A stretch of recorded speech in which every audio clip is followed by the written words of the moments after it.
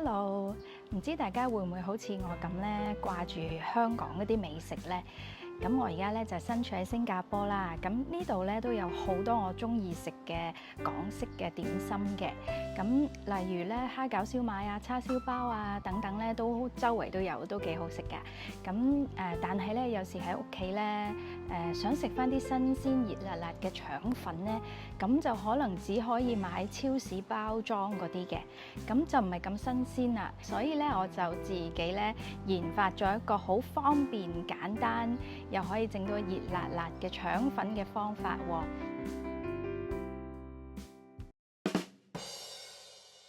介紹翻材料先，首先就係喺亞洲超市你會揾到嘅尖米粉 （rice flour） 同埋咧木薯粉 （tapioca starch）。蒸腸粉裏邊咧當然係可以放你自己中意嘅材料啦，譬如鮮蝦啊、蝦米啊、牛肉啊或者係叉燒等啦。今日咧我就咩材料都冇喎，所以我就係用呢一個乾貝絲浸咗水啦，同埋加啲葱同埋芫茜咧做餡嘅。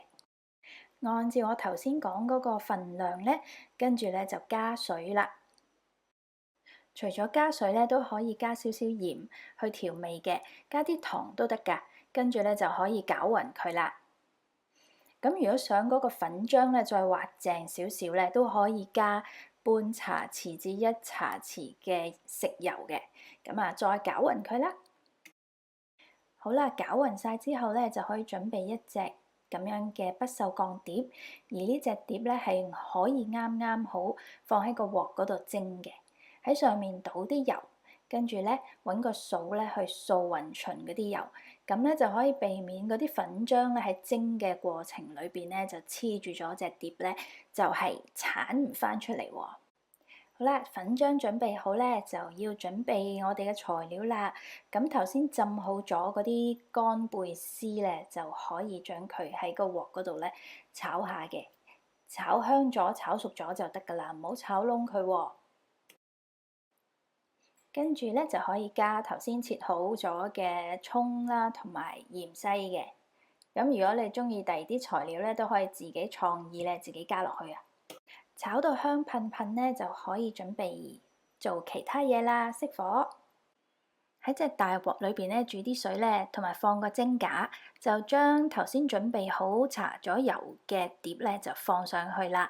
跟住喺上面咧就倒大概2個 tablespoon 啦嘅粉漿嘅。咁你要按照自己隻碟嘅大細咧去控制你嘅量啦。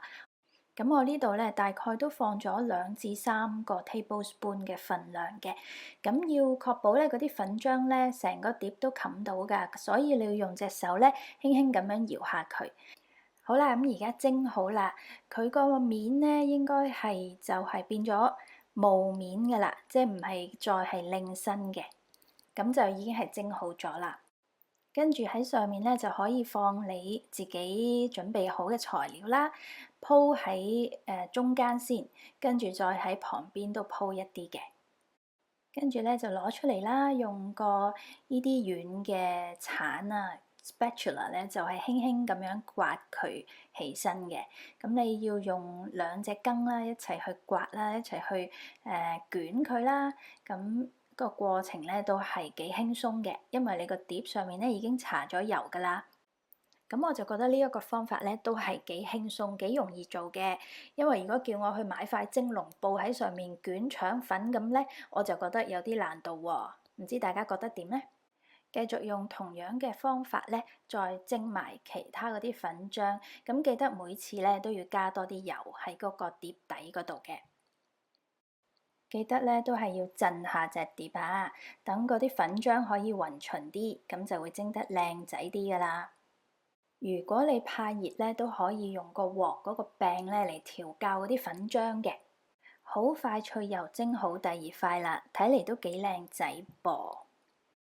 同樣嘅過程重複做幾次，就生手咧都會變熟手噶啦。繼續蒸先。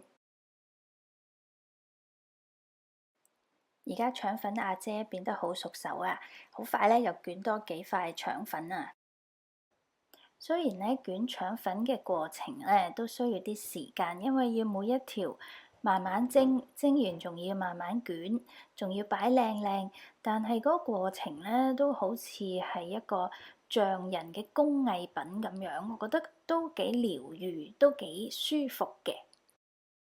跟住點少得嘅咧，就係煮呢一個腸粉豉油啦。腸粉豉油咧，其實佢嘅香味咧就係嚟自啲乾葱啦、葱段啦，同埋咧，如果你有蒜頭咧，都可以擠啲蒜頭落去嘅。放大概半杯水啦，跟住加豉油、加糖、加啲老抽，就煮成啦呢一個豉油。